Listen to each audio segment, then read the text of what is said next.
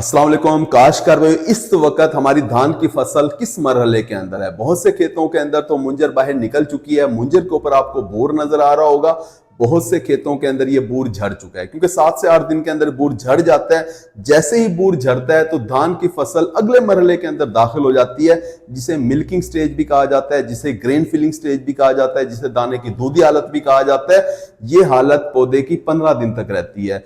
इसके अंदर दाने की भराई का अमल शुरू हो रहा होता है, यानी दाने के अंदर वजन आना शुरू हो जाता है। मुंजर के अंदर वजन आना शुरू हो जाता है, मुंजर झुकना शुरू हो जाती है। ये स्टेज बहुत ही अहम है। इस वक्त अगर आइडियल टेम्परेचर रहे, दर्जा हरारत मुनासिब रहे, पानी आप सही तरीके से लगाएं, कितना लगाएं ये आपको वीडियो के अंदर बता रहे होंगे।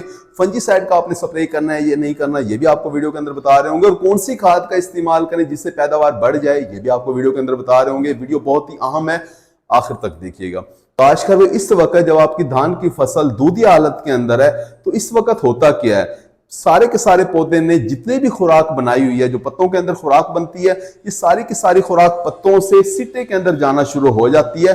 ऊपर वाला जो पत्ता होता है, जिसे फ्लैग लीफ झंडा पत्ता भी कहा जाता है, ये पत्ता सबसे ज्यादा खुराक भेजता है मुंजर की तरफ, सिट्टे की तरफ। और सिट्टे में क्या चल रहा होता है, सिट्टे में दाने की भराई का अमल चल रहा होता है, यानी दाने के अंदर वजन आ रहा होता है, दाने मोटे होना शुरू हो जाते हैं। तो आज का भी सारी की सारी खुराक का जो तरसील का जो अमल है, यानी पत्तों से मुंजर की तरफ जाने का जो अमल है, ये बहुत ही अच्छे तरीके से मुकम्मल होता है पोटाश की मौजूदगी के अंदर। अगर तो आपने अपनी फसल के अंदर पोटाश खाद का इस्तेमाल किया है तो ये मरहला बहुत अच्छे तरीके से मुकम्मल होता है। अगर आपने नहीं किया तो इस वक्त आप पोटाश का स्प्रे करवा सकते हैं।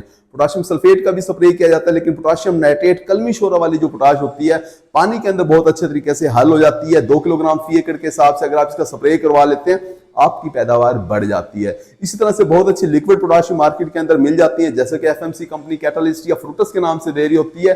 ये भी 1 लीटर फी एकड़ के हिसाब से अगर आप स्प्रे करवाते हैं तो आपकी पैदावार बढ़ जाती है। ना सिर्फ पैदावार बढ़ती है बल्कि क्वालिटी बढ़ जाती है, चावल की क्वालिटी बढ़ जाती है, चावल के अंदर एक चमक आ जाती है। हमारे बहुत से काश्तकार दोस्त ये पूछ रहे होते हैं कि क्या इस वक्त हम फंजीसाइड का इस्तेमाल करें या ना करें, क्योंकि पहले हम कर नहीं सके।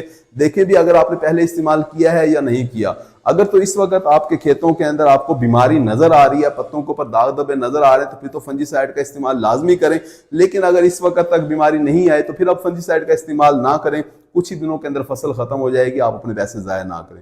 इसी तरह से हमारे बहुत से काश्तकार दोस्त पूछ रहे होते हैं कि पानी के बारे में बता दें। देखिए, इस वक्त आपने पानी खड़ा करके नहीं रखना। जब आपको सिट्टे के ऊपर बूर नजर आ रहा था, उस वक्त हमने ये कहा था कि आप 10-15 दिन तक पानी खड़ा करके रखें अपने खेतों के अंदर। लेकिन इस वक्त जब बूर झड़ चुका है तो आपको चाहिए तरबतर का पानी लगाएं। तरबतर का पानी ऐसा पानी होता है कि आप एक दिन पानी लगा देते हैं, 2 से 3 दिन देते हैं पानी को जज़ब होने के लिए, उसके बाद आप 2 दिन तक पानी नहीं देते और उसके बाद फिर आप पानी देते हैं। पोटाश का भी आज की वीडियो के अंदर हमने आपको ये बताया कि आप इस वक्त अगर पोटाश का स्प्रे करवा देते हैं, जब दाना दूधी हालत के अंदर, दाने को दबाते हैं, उसके अंदर से दूध निकलता है, दाना भी सख्त नहीं हुआ, दाने में से दूध निकल रहा है, इस वक्त अगर आप पोटाश का स्प्रे करवा देते हैं, आपकी पैदावार बढ़ जाती है। उम्मीद है कि वीडियो आपको समझ आ गई होगी। अपना ख्याल रखिएगा। अल्लाह हाफिज।